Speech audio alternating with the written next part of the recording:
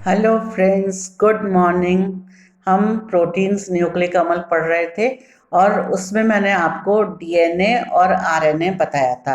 आज मैं बताऊंगी डीएनए और आरएनए में क्या डिफरेंस होता है, difference between RNA and DNA.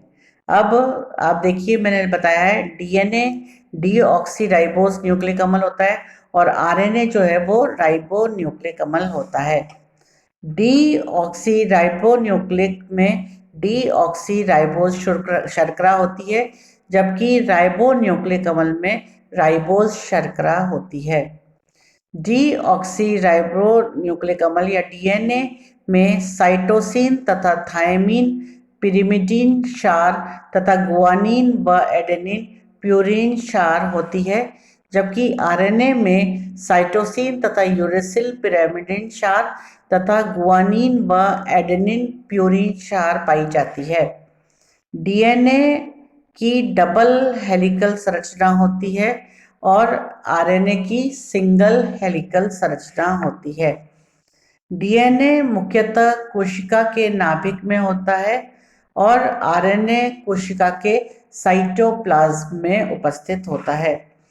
DNA अणु आकार में बड़े होते हैं तथा इनका अनुपात 6 मिलियन से 16 मिलियन तक होता है। 1 मिलियन जो है हम जानते हैं 10 लाख के बराबर होता है। आरएनए अणु छोटे होते हैं जिनका अनुपात 20,000 से 40,000 तक होता है। डीएनए रेप्लिकेशन प्रतिकृतित्व का गुण दर्शाते हैं, जबकि आरएनए में रेप्लिकेशन या प्रतिकृतित्व का गुण नहीं पाया जाता। डीएनए आनुवंशिक प्रभावों को नियंत्रित करते हैं और आरएनए प्रोटीन संश्लेषण को नियंत्रित करते हैं।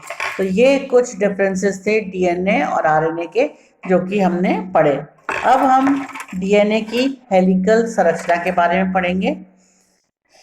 पहला पॉइंट देखिए, न्यूक्लिक अम्ल की संरचना 2 पद में वर्णित होती है। प्राइमरी स्ट्रक्चर या प्राथमिक संरचना, न्यूक्लियोटाइड श्रृंखला में 4 नाइट्रोजन क्षार का शर्करा फॉस्फेट मेरुदंड से जुड़ाव होता है। सेकेंड पॉइंट, चारगफ का नियम। डीएनए में प्यूरिन तथा पिरिमिडीन का अमाउंट जो है, जो परिमाण है, वो समान होता है। 1953 में जेडी वॉटसन तथा क्रिक ने डीएनए को द्वितीयक संरचना डबल हेलिकल संरचना प्रस्तुत की।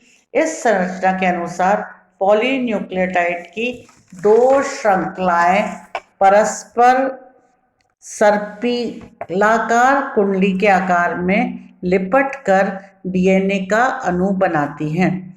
इन दोनों श्रृंखलाओं के क्षार समूह परस्पर हाइड्रोजन बंध द्वारा आकर्षित रहते हैं और इस प्रकार एक स्थायी डबल हेलिकल संरचना बन जाती है।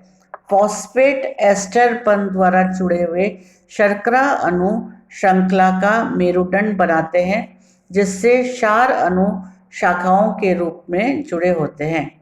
अब आप 4th पॉइंट देखिए, 2 श्रृंखलाओं के क्षार इस प्रकार के क्रम में होते हैं कि एक का एडेनिन बेस या एडेनिन क्षार जो है वो दूसरे के थायमीन बेस थायमीन क्षार के सामने होकर गुआनिन क्षार साइटोसिन से युग्मित होते हैं। 5th पॉइंट, एडेनिन व थायमीन के बीच 2 हाइड्रोजन बंध होते हैं, जबकि गुआनिन व साइटोसिन के बीच 3 हाइड्रोजन बंध होते हैं। अब आप संरचना देखिए, किस प्रकार डीएनए की हेलिकल संरचना बनती है। तो आज हमने डीएनए आरएनए के डिफरेंस देखे और डीएनए की हेलिकल संरचना पढ़ी। धन्यवाद।